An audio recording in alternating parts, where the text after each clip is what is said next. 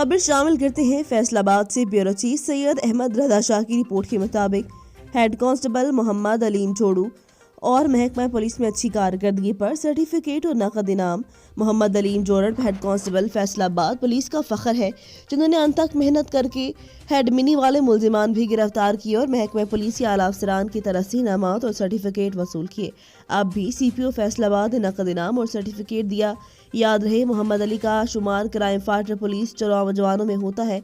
मोहम्मद अलीम ने जराइम पेशा अनासर के साथ कभी कॉम्प्रोमाइज नहीं किया और जराइम पेशा अफराद को गिरफ्तार करके हमेशा पाबंदी से हासिल किया। सैयद अहमद रजा शाह, अफजाल असलम खान लोधी या मोहम्मद एजाज, डॉक्टर मोहम्मद यामीन मिर्जा ने मोहम्मद अलीम जोड़र को फूलों के गुलदस्ते और मुबारकबाद पेश की और दुआ की कि अल्लाह पाक उनको दिन दुगनी रात चुगनी तरक्की अता फरमाए और अपने हिफ्ज़-ओ-अमान में रखे।